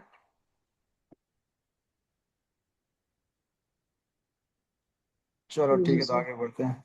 अब आता है कंट्रोल मेजर्स ड्यूरिंग वर्क, मतलब काम करने के टाइम में। हमने आपको बताया था 3 तरह के कंट्रोल मेजर्स होते हैं: बिफोर वर्क, ड्यूरिंग वर्क मतलब काम करने के टाइम, और आफ्टर वर्क काम करने के बाद क्या चीजें आपको फॉलो करनी पड़ेगी। तो अब ड्यूरिंग वर्क क्या हो रहा है भाई, हमको जो प्रोटेक्टिव सिस्टम्स है उसको कंसिस्टेंटली रहना पड़े, मतलब जो यूज में रहना चाहिए। जैसे हमने क्या किया भाई, हमारा एक्सकेवेशन 4 फीट से ज़्यादा डेप्थ हो गया, ठीक है, 5 फीट से ज़्यादा नीचे चला गया, अब डीप हो गया ज़्यादा। तो प्रोटेक्टिव सिस्टम जो हमने बोला आपको, वो चीज़ें फॉलो होना चाहिए, वो यूज़ में आना चाहिए। हमें जो शोरिंग करना था, शोरिंग के लिए जो साइड वॉल्स प्रोटेक्ट करने के हम लोग जो स्लैब, क्या बोलते हैं, वुडन स्लैब हो गया, मेटल का शीट हो गया, ये चीज़ें लगाएंगे, ठीक है। अब आता है भाई, हमने आपको बताया था कि ओशा में एक रूल था कि अगर 25 फीट से ज़्यादा आपका इसका लेंथ हो गया, एक्सकवेशन का ज़्यादा लंबा हो गया, तो आपको क्या करना पड़ेगा, लैडर या फिर एक्सेस बताना पड़ेगा हर 25 फीट पे। एवरी 25 फीट्स के बाद आपको बाहर निकलने के लिए एक्सेस देना पड़ेगा। या तो आप किसी तरीके का मेटल का, वो हमने क्या बोला, बेंचिंग में भी हमने वैसी चीज़ें बनाई जो बंदा चढ़ सकता है ऊपर, या फिर लैडर यूज़ करेंगे, ताकि बंदा अगर कोई दिक्कत हो तो बाहर निकल सके कोई भी बंदा। अब आता है कि भाई, हमने बोला था कि देखो वहां पे लैंडस्लाइड मतलब, या फिर क्या बोल सकते हैं, मिट्टी जो है सॉइल कोलैप्स होने के चांसेस होते हैं। तो यहाँ पे हमने एक वर्ड लिखा है कि भाई एटलीस्ट जो ट्रेंच का एज कॉर्नर है ना, उससे 2 फीट हट के आपको चीजें यूज रखनी है। अगर मान लिया आपको कोई टूल्स या किसी तरीके का कोई बंदा भी खड़ा हुआ है वहां पर, तो आपको ट्रेंच का जो एज कॉर्नर है उससे 2 फीट पीछे हट के रहना है, ताकि वो चीजें स्लाइड होकर नीचे ना गिरे। अदरवाइज क्या होगा, आपने कोई टूल्स रखा और टूल्स नीचे गिर गया, तो अंदर जो वर्कर काम कर रहे हैं उनको डैमेज हो जाएगा उससे। एक्सीडेंट हो सकता है, किसी के हर हाथ पे गिर गया, सर पे गिर गया, मशीन है, वेल्डिंग मशीन, कटिंग मशीन, कुछ भी हो सकता है। एक छोटा सा सरिया भी आप रख दो ऊपर से नीचे किसी ऊपर गया तो बड़ा एक्सीडेंट हो जाएगा। तो हम लोग कोशिश करते हैं कि 2 से 3 फीट थोड़ा पीछे हट के रखते हैं, ताकि कोई भी मटेरियल नीचे ना गिरे। अब आता है लास्ट पार्ट की भाई, monitor air quality in deep enclose excavation, मतलब अगर ज्यादा नीचे चले गए, मान लिया 5 फीट, 10 फीट, 15 फीट, 30 फीट नीचे चला गया एक्सकेवेशन हमारा, तो हमें उस टाइम एयर की क्वालिटी को मेजर करना पड़ेगा। क्योंकि नीचे जाने के बाद क्या होता है ना, ऑक्सीजन लेवल कम होता है और हीट टेम्परेचर बढ़ जाता है थोड़ा। हो सकता है अब ये मान लिया किसी तरीके का गैस इनसाइड में अवेलेबल था, हमने एक्सकेवेशन किया और गैस लीक हो गया, तो एयर क्वालिटी चेक करना बहुत ज़रूरी होता है जब डीप डाउन एक्सकेवेशन होता है। हमने आपको बताया ना कि 2 मीटर से ज़्यादा अगर नीचे चले गए तो हम उसको कन्फाइंड स्पेस में कंसिडर करते हैं। तो उस टाइम गैस टेस्ट वैसे भी करना पड़ेगा as per confined space rule. तो इसको बोलते हैं कंट्रोल मेजर्स ड्यूरिंग वर्क। अब इसमें किसी को डाउट, ये बताओ। नहीं सर सर। एक बार फिर से रिपीट कीजिए तो। हाँ जरूर। देखो हमने आपको बोला था कि आफ्टर वर्क, ड्यूरिंग वर्क और बिफोर वर्क कंट्रोल मेजर्स होते हैं, ठीक है। अब काम करने के टाइम में हमको क्या क्या चीजें ध्यान देनी पड़ेगी, ठीक है। जो हमारा काम चल रहा है, रनिंग में काम है, ठीक है, एक्सकवेशन हो रहा है, हमें पता है कि ठीक है 25 फीट लंबा और 10 फीट डीप डेप्थ जाना है, एक्सकवेशन करना है हमें, ठीक है, पिलर्स डालने हैं, तो एक्सकवेशन काम चल रहा है। तो उस टाइम जो आपने प्रोटेक्टिव सिस्टम्स के बारे में पढ़ा था, शोरिंग, स्लोपिंग, बेंचिंग, इन चीज़ों को आपको फॉलो करना है, ठीक है। ये चीज़ें उस टाइम फॉलो में होनी चाहिए कि अगर डीप ज़्यादा चला गया तो स्लोरिंग करना, तो साइड से जो वॉल को प्रोटेक्ट करने के लिए मेटल शीट या भी लकड़ी का वुडन स्लैब लगाएंगे, वो चीज़ों को आपको यूज में लाना पड़ेगा। अब आता है दूसरा पॉइंट है कि भाई इंस्टॉल लैडर और एक्सेस एवरी 25 फीट। तो एज पर OSHA, occupational health and safety के जो एग्रेडेशन एजेंसीज है, उसके अकॉर्डिंग एक ये था कि आपको हर 25 फीट के इंटरवल के बाद एक एक्सेस देना पड़ेगा बाहर निकलने के लिए। मतलब अगर हमारा एक्सकवेशन जो है वो मान लिया 50 फीट लंबा हो गया, तो हर 25 फीट मतलब 25 फीट के बाद आपको एक एक्सेस, मतलब लैडर या फिर हमने बेंचिंग के तरीके का जो स्टेप बनाया था वैसा बनाकर हमको बंदा को बाहर निकलने के लिए एक्सेस देना पड़ेगा। बाहर निकलने के लिए चीजें होनी चाहिए ताकि कोई भी बंदा अंदर से बाहर निकल सके। थर्ड पॉइंट ये था कि भाई आप अगर कोई टूल्स या मटेरियल्स, इक्विपमेंट्स, कुछ भी अगर आप बाहर रख रहे हो फ्लोर के ऊपर अपने, तो आप एक्सकैवेशन से 2-3 फीट पीछे हट के रखो उसका जो कॉर्नर एज है उससे, ताकि मटेरियल नीचे ना गिरे। देन लास्ट पॉइंट था कि भाई आप अगर ज्यादा डीप डाउन चले गए, 5 फीट, 10 फीट से नीचे चले गए, तो आपको एयर क्वालिटी चेक करनी है। क्योंकि नीचे जाने के बाद टेम्परेचर बढ़ जाता है और ऑक्सीजन लेवल कम होने के चांसेस पूरे हो जाते हैं, किसी तरह का टॉक्सिक गैसेस भी रिलीज हो सकता है। तो हम नीचे एयर क्वालिटी को चेक करेंगे जब ज्यादा डीप डाउन चलेगा। तो ये होता है कंट्रोल मेजर ड्यूरिंग वर्क, मतलब जब आप काम कर रहे हैं तो इन चीजों को फॉलो करना पड़ेगा आपको साइड पे, ठीक है। जी सर क्लियर है। ठीक है। देन आता है भाई कंट्रोल मेजर्स आफ्टर वर्क, मतलब हमने आपको बताया 3 तरह का कंट्रोल मेजर था हमारा, बिफोर हो गया, ड्यूरिंग हो गया और आफ्टर वर्क हो गया, ठीक है। अब आता है कि भाई हमारा काम हो गया, ठीक है, हमने एक्सकवेशन का काम कंप्लीट हो गया। हमें जो काम का, जैसे हमें पाइपलाइन डालना था, हमने एक्सकवेशन किया, पाइपलाइन डाल दिया। अब उसको बैकफिल करना पड़ेगा, मतलब मिट्टी को वापस फिल करना पड़ेगा, गड्ढा तो खुला छोड़ नहीं सकते ना। हमारा काम हो गया, हमें पाइपलाइन डालना था, केबल डालना था, कुछ भी करना था, वो काम कंप्लीट हो गया। अब उसको बैकफिल करना पड़ेगा प्रॉपर, ताकि आपका जो फ्लोर है वो अनइवन नहीं रहना चाहिए काम होने के बाद। हमारा काम खत्म हो गया, हमने एक्सकवेशन कर लिया, चीज़ें कंप्लीट हो गई। अब हमने जो पाइपलाइन डालना डाल दिया, अब फिलिंग का टाइम आता है, तो बैकफिल जब हमको सेफली करना, ताकि वो प्रॉपर कॉम्पैक्शन कर, मतलब मिट्टी वहाँ की टाइट होनी चाहिए, प्रॉपर लूज नहीं होना चाहिए। वहाँ पे जो किसी भी तरह का कोई अनइवन सर्फेस नहीं होना चाहिए, कोई गड्ढा नहीं रहना चाहिए, ठीक है। वो चीज़ें प्रॉपर फिल करके देनी है आपको, ताकि बाद में अगर कोई आना जाना हो तो किसी को कोई नुकसान ना हो उससे। बहुत बार ऐसा होता है कि भाई मिट्टी सही से फिल नहीं किया गया, बाद में वहाँ पे होल्स हो गए, धंस गई मिट्टी वहाँ पे ज़्यादा। अब आता है भाई सेकंड में, आता है कि भाई रिमूव प्रोटेक्टिव सिस्टम केयरफुली, मतलब आपने जो प्रोटेक्टिव सिस्टम्स डाले थे, शोरिंग हो गया, आपने बेंचिंग जो किया था उसको तो निकालने की जरूरत नहीं, वो तो ऑलरेडी फिल हो जाएगा, ठीक है। हमने शील्डिंग किया था, तो हमने ट्रेंच बॉक्स बनाए थे, तो शोरिंग में जो हमने वुडन स्लैब या मेटल शीट लगा रहे थे, उसको प्रॉपर निकालना पड़ेगा बाहर, क्योंकि वो नीचे नहीं छोड़ सकते हम। उसके बाद आता है भाई इंस्पेक्ट फॉर साइन और कोलैप्स और शिफ्टिंग, मतलब ठीक है। अब आपको देखना पड़ेगा कि भाई इंस्पेक्शंस करना पड़ेगा। हमने बैक फिलिंग कर दिया, हमने मिट्टी वापस भर दिया, अब मिट्टी सरक तो नहीं रहा ना नीचे, वो प्रॉपर टाइटली नीचे गया कि नहीं गया, कि आपने देखा होगा मिट्टी फिल करने के बाद में उसको थोड़ा सा प्रेस करना पड़ता है आपको। क्या बोल सकते हैं, मेटल के कुछ टूल्स आते हैं जिससे हम उसको बैक पे मतलब दबा कर प्रेस करके कॉम्पैक्ट करते हैं, ताकि वहाँ पे की मिट्टी बाद में सरकनी नहीं चाहिए या कम नहीं पड़नी चाहिए वहाँ पर, ठीक है। तो आपको इंस्पेक्शन करना पड़ेगा कि भाई आपने जो फिलिंग किया वो फिलिंग प्रॉपर हुआ है कि नहीं हुआ। वहाँ पे कोई चांसेस तो नहीं कि वो चीज़ें कोलैप्स होने की, वापस ढह तो नहीं जाएगा ना, स्पेस खाली तो नहीं रहेगा नीचे फिल करने टाइम, वो चीज़ें चेक करनी पड़ेगी। एंड द लास्ट चीज़ आता है document and report any hazard found, मतलब अगर आप काम कर उस टाइम अगर कोई खतरा आपको मिला या किसी तरह का कोई एक्सीडेंट इंसिडेंट कुछ भी हुआ था, उसका रिपोर्ट आपको सबमिट करना पड़ेगा, डॉक्यूमेंट्स करना पड़ेगा, फाइलिंग करनी पड़ेगी, ठीक है। हमने ये जो एक्सकवेशन किया उस टाइम हमें क्या हजार्ड इनकाउंटर हुआ, मतलब क्या चीज़ें हमने फेस की, उसका डॉक्यूमेंट्स बनता है, जिसको बोलते हैं नॉर्मली हीरा भी आप बोल सकते हो, रिस्क असेसमेंट भी करते हैं हम लोग, ठीक है। तो उस तरीके के डॉक्यूमेंट्स आपको प्रिपेयर करना पड़ेगा। काम होने के बाद आपको चीज़ें सबमिट करनी पड़ेगी, ठीक है, हमने ये कंट्रोल यूज किया, इस तरीके की चीज़ें हमने फेस की थी, या ये हजार्ड इनकाउंटर हुआ था एट द टाइम। इसको बोलते हैं कंट्रोल मेजर्स आफ्टर वर्क। ये काम खत्म हो गया तो चीज़ों को हमें वापस क्रॉस चेक कर ले, ठीक है, हमारा सब कुछ सही है, हमने जो बैक फिलिंग की वो प्रॉपर फिल हुआ है, उससे कोई किसी को नुकसान नहीं होना चाहिए। ये सारी चीज़ें होती है। क्लियर है? जी सर।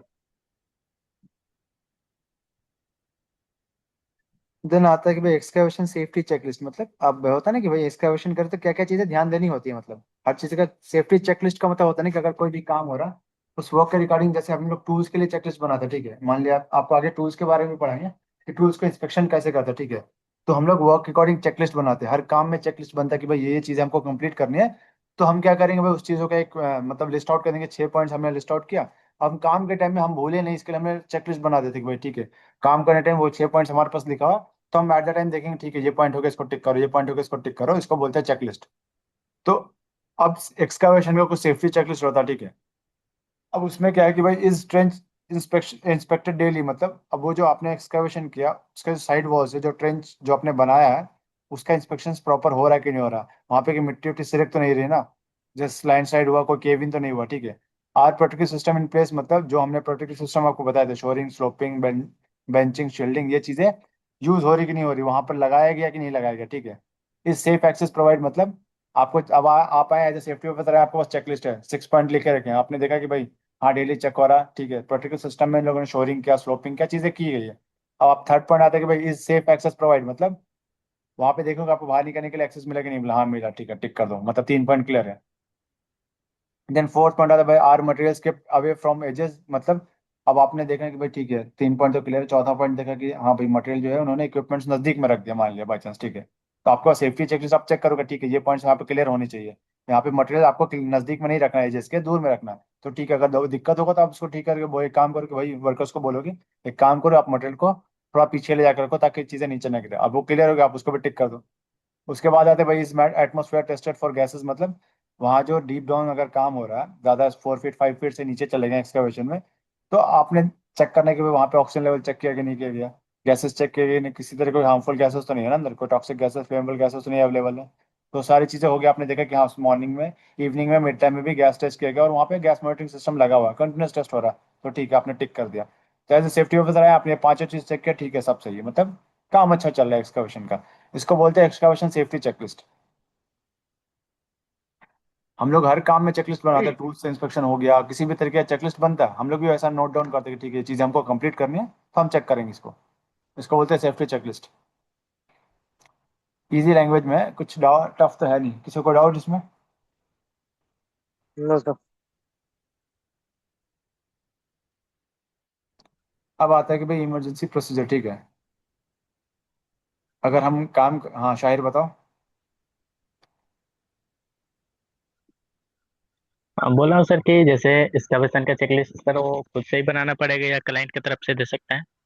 देखो नॉर्मली ऐसे आपके पास फॉर्मेट्स ऑलरेडी मिल जाएंगे आपको, ठीक है ना। हर जगह पे आप जाओगे तो ऑलरेडी कुछ ना कुछ जो आपके सेफ्टी मैनेजर्स और जो हाँ। क्लाइंट के बंदे होते हैं उन्होंने चेकलिस्ट बनाया होगा, तो आपको वो मिल जाएगा। अगर लेकिन नहीं है, देन आप अपने अकॉर्डिंग बना सकते हो चीज़ों को, ठीक है। हाँ आपको सर। नेट पे ही मिल जाएगा, चेकलिस्ट मिल जाएगा आपको नेट पे भी आराम से। अगर आपके क्लाइंट के पास नहीं है, अब फर्स्ट टाइम काम हो रहा, देन खुद से ही बना सकते हो। यस।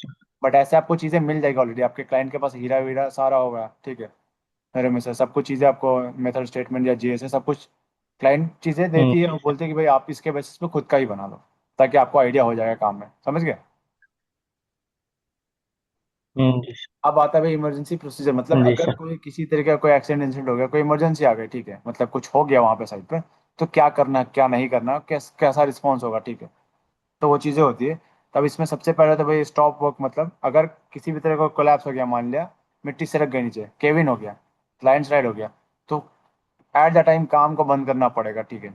इसको बोलते हैं स्टॉप वर्क। मतलब हमने बोला ना अभी, हम लोग वर्कर्स को स्टॉप वर्क ऑर्डर का एक अथॉरिटी देते हैं कि आपको लगता है कोई काम गलत हो गया किसी तरह से, मतलब फटाक से काम बंद करो और आगे इन्फॉर्म करो, ठीक है। अगर कुछ इमीडिएटली कुछ प्रॉब्लम होता है, स्टॉप वर्क करो, उसके बाद फिर आपको इमरजेंसी नंबर्स पे कॉल करने पड़ेंगे, ठीक है। हम लोग क्या करते हैं, साइट पर जाते हैं ना, तो हम लोग एक कुछ इमरजेंसी कॉन्टैक्ट नंबर का एक ये बनाते हैं। तो कुछ जगह पे हमने पोस्टर्स भी लगाए होते हैं, ठीक है, कि भाई अगर साइट पे कभी इमरजेंसी होता है तो एम्बुलेंस का नंबर क्या हो गया, फायर का नंबर हो गया, हॉस्पिटल का नंबर हो गया, फर्स्ट एड का हो गया, सेफ्टी पर्सन का नंबर, या फिर आप किसको कॉल करोगे आपका साइट इंचार्ज का नंबर, वो बनाकर हम लोग साइट पर चिपका देते हैं। पेपर में प्रिंट आउट निकाला या पोस्टर बना दिया, बनाकर साइट पर लगा दिया कि अगर इमरजेंसी हो गई तो आपको कॉन्टैक्ट किसको करना है। ये वर्कर्स को इसका ट्रेनिंग भी देते हैं कि भाई इमरजेंसी प्रोसीजर में आपको किसको कॉन्टैक्ट करना है।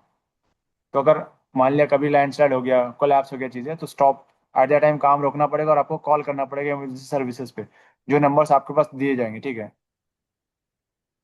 अब आता है कि भाई अगर कोई बंदा मान लिया नीचे गिर गया, ठीक है, बेहोश हो गया, बाई चांस हो सकता है किसी तरीके को गैस लीक हुआ और वो बंदा बेहोश हो गया, और आपने बिना किसी से पूछे, बिना रेस्क्यू टीम के, बिना प्रोटेक्शन के आप नीचे उतर गए, हो सकता है तो किसी तरह का कोई टॉक्सिक गैस था, आप भी नीचे बेहोश हो गए। तो होता है क्या है कि अगर कभी किसी कोई इमरजेंसी हो तो डायरेक्टली नीचे उस साइट पे नहीं जाना जाता। आप पहले चेक करेंगे, चीजें पता करेंगे, ठीक है क्यों हुआ। अगर कोई बंदा बेहोश हो गया तो हो सकता है गैस अवेलेबल था, हमने चेक नहीं किया, हम भी चले गए नीचे बंदा के लिए, हम भी जाके नीचे रह गए, हम भी बेहोश हो गए। ऐसा होता है ना, कभी कभी करंट लगा किसी को और आपने डायरेक्ट उस बंदे को पकड़ के खींचने की कोशिश की, जबकि हमें डायरेक्ट कांटेक्ट नहीं बनाना चाहिए था। किसी भी तरह का कोई कपड़ा या फिर किसी तरह का कोई वुड वगैरह यूज करना चाहिए जिससे हम किसी को प्रोटेक्ट कर सकें। तो ये इमरजेंसी रिस्पॉन्स होता है कि आपको क्या करना है। आप अपने वर्कर्स को ट्रेन करते हैं इस चीज़ के बारे में कि अगर एक्सकवेशन वर्क चल रहा, अगर किसी को कुछ होता तो आपको रेस्क्यू टीम को या फिर अपने टीम मेंबर्स को इन्फॉर्म करना पड़ेगा। आप डायरेक्ट अकेले जाके नहीं बचाए, अदरवाइज आपको कुछ हो गया तो वो बंदा तो बेहोश हो गया, आप भी चले जाओगे, फिर समझ गए। जी सर। हम्म। अब आता है कि भाई मैकेनिकल मींस, मतलब अब हम लोग क्या करते हैं सेफ, मतलब सेव करने के लिए ना, अगर मान लिया लैंडस्लाइड हो गया, कुछ हो गया, तो हम लोग बाहर से सेव करने के लिए कुछ प्रोसीजर्स यूज करते हैं। जैसे कि आपने हो ना, कोई बंदा नीचे अगर गिर गया, ठीक है, तो आप लोग रस्सी डाल के नीचे से होता है कि ठीक है आप इसको पकड़ के बाहर चले आओ, ठीक है। मशीन्स होते हैं हमारे पास, ठीक है, क्रेन्स हो गया। एक्सकवेशन के टाइम में भाई जेसीबी वगैरह हमारे पास रहता है, ठीक है, कि अगर कुछ लैंडस्लाइड हो गया तो मिट्टी को बाहर निकालेंगे जल्दी से, ठीक है। फर्स्ट एड बॉक्स रहता है हमारे पास लोकेशन पे, ठीक है, कि अगर कुछ हो जाता है किसी को तो चीज़ों को रिस्पॉन्स आप टीम को कॉल करेंगे, फर्स्ट एड सेंटर में कॉल होगा। अगर मान लिया हमारे पास सेफ्टी डिपार्टमेंट की टीम, उनको कॉल करते हैं, रेस्क्यू टीम का नंबर होता है, ठीक है। ज़्यादातर जो हेवी वर्क अगर होता है तो हाई रिस्क वर्क के लिए रेस्क्यू टीम बनाया जाता है कि अगर किसी को कुछ हो गया तो उसको बचाने के लिए एक टीम होती है जो कि आप कॉल करोगे एट द टाइम लोकेशन पे आकर उसको सेव कर लेगी। कन्फाइंड स्पेस के काम में ज़्यादा चीज़ें होती है और एक्सकवेशन में भी होता है। हमारे पास मैन लिफ्टर्स होता है जो कि पर्सन को इजिली नीचे से उठा सकता है। अगर कोई बंदा नीचे गिर गया, आप मशीनरी मैन लिफ्टर्स अगर आप हमारे पास लोकेशन पे, तो उस बंदे को आराम से नीचे से बाहर निकाल सकते हैं। तो हम लोग मशीनरी चीज़ें भी यूज़ कर सकते हैं अगर हमें ज़रूरत पड़ रही है, तो उन चीज़ों की बाहर निकालने के लिए किसी बंदे को या किसी को सेव करने के लिए। तो ये होता है आपका इमरजेंसी प्रोसीजर। मतलब अगर एक्सकवेशन में किसी भी तरह का कोई इमरजेंसी आता है, ठीक है, तो मैकेनिकल मीन्स भी यूज़ कर सकते हैं रेस्क्यू करने के लिए अगर ज़रूरत पड़ रही है तो। ट्रेंच बॉक्स में अकेले इंटर ना हो बिना प्रोटेक्शन के, इमरजेंसी सर्विसेज को हमको कॉल करना पड़ेगा अगर किसी भी तरह का कोई इमरजेंसी हो जाता है तो, ठीक है। ये होता है आपका इमरजेंसी प्रोसीजर। अगर आप हम काम कर रहे हैं तो हम वर्कर्स को इन चीज़ों के बारे में समझाते हैं, ठीक है। अब इसमें कोई डाउट? No sir.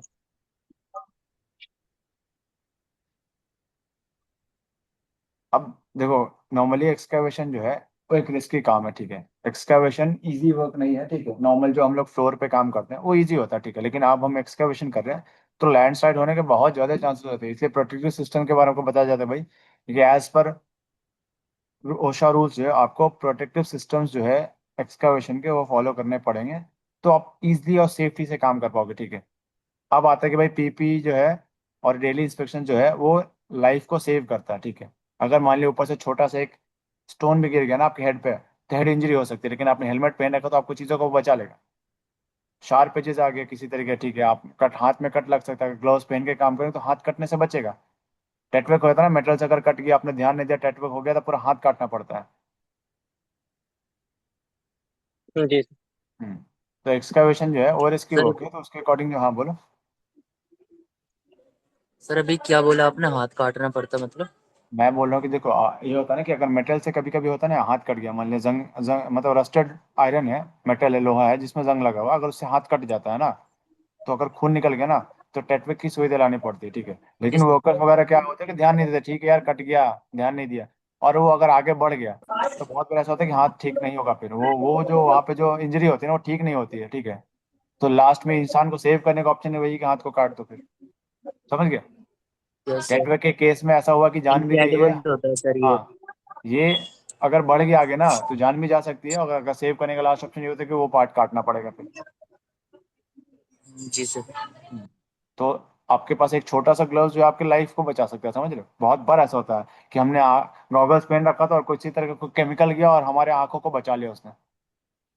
तो हम अगर as a safety officer side पे जाते ना, तो हमें वर्कर्स को यही चीज़ें समझानी पड़ेगी। एक छोटी सी चीज़ें आपकी लाइफ को पूरी सेव कर सकती है। आप यहाँ पर अगर काम करने के लिए आए ना, तो आपकी पूरी फैमिली आपके पीछे है, समझ रहे हो। Right sir. तो हम लोग जब टीबीटी देते हैं ना, टूल बॉक्स टॉक होता है, तो वर्कर्स को यही समझाते हैं कि आपकी लाइफ बहुत इंपॉर्टेंट है, ठीक है। 2 मिनट काम लेट होगा वो चलेगा, लेकिन अगर आपको कुछ हो गया तो पूरी फैमिली पीछे सफर करेगी। कमाने वाला कोई नहीं होगा, ठीक है। सिंगल पर्सन होता है ना, अर्निंग वाले बहुत लोग होते हैं कि भाई एक ही बंदा कमा रहा है, पूरा घर चला रहा है, और वो साइड पे काम करने से कुछ हो गया, कंपनी कितने दिन कंपोजिट करेगी। तो ये चीजें हम लोग वर्कर्स को एज पर टीबीटी जब होता है, सुबह में मॉर्निंग टीबीटी देते हैं या काम करने से पहले जो टीबीटी होती है, उसमें चीजें बताते हैं कि काम कितना खतरनाक है, तो आप चीजों को फॉलो करें। जी सर। तो आपको एक्सकवेशन का क्लास कंप्लीट हो गया। किसी को कोई doubt then you can ask. कुछ प्रॉब्लम है? प्रोटोकॉल सिस्टम आपको बताया एक्सकवेशन होता क्या है, क्या क्या कंट्रोल मेजर्स होंगे, ठीक है, क्या गाइडलाइंस दी गए हैं, ठीक है, बिफोर आफ्टर और ड्यूरिंग आपको कंट्रोल मेजर्स हमने बताए। इसमें कोई सर डाउट एक किसी को? बिफोर वाला रिपीट कर दोगे? कर देते हैं। देखो, बिफोर वाले में यही था कि आप काम करने से पहले जी हमने यूटिलिटी स्ट्राइक के बारे में बताया था आपको, ठीक है ना। मतलब अंडरग्राउंड कोई पाइपलाइंस वगैरह है तो आपको उसको इंस्पेक्शन करना पड़ेगा, आपको मतलब ध्यान रखना पड़ेगा। और सारे प्रोटेक्टिव सिस्टम्स बिफोर वाले में ही थे एक तरीके से, ठीक है, कि काम करने से पहले जब आपका एक्सकवेशन स्टार्ट हो गया, ठीक है, तो आप वो जो प्रोटेक्टिव सिस्टम उसको यूज करो, ठीक है। ओके। ये रहा आपका बिफोर वाले, ठीक है। बिफोर में यही था कि भाई आप प्लान करना पड़ता ना। देखिए, हमें पता है कि हम देखो एज पर डिजाइन पहले से ही पता हो जाता है कि आपका जो एक्सकवेशन है कितना डीप जाने वाला है। हमें पता है कि हमें एक्सकवेशन करना है, अगर पिलर्स डालने हैं तो भाई 10 फीट नीचे जाएंगे हम, ठीक है, 10 फीट जाना हमें नीचे। Then we have to plan कि प्रोटेक्ट सिस्टम क्या क्या यूज करेंगे, स्लोपिंग होगा या we will use shoring shielding. मतलब हम पहले से प्लान कर लेते हैं कि भाई ठीक है हमें 10 फीट नीचे जाना है, then we have to go for sloping. तो उसके लिए चीजें चाहिए होगी, स्लोपिंग बनाना है तो कट करना है, कितना कट करना है, वो चीजें मतलब प्लान करनी पड़ेगी। अब हमें अंडरग्राउंड यूटिलिटीज राइट। को आइडेंटिफाई करना पड़ेगा। मतलब इन साइड अगर कोई पाइपलाइन गया हुआ तो हमें उसको डैमेज नहीं करना हमारे काम के टाइम में। हो सकता है किसी तरह का टॉक्सिक गैसेस का पाइपलाइन, तो हमने उसको डैमेज कर दिया, तो वहाँ पे सारे लोग उस पे सफर करेंगे फिर। वो गैस के कांटेक्ट में आएंगे तो जान जा सकती है बहुत लोगों की।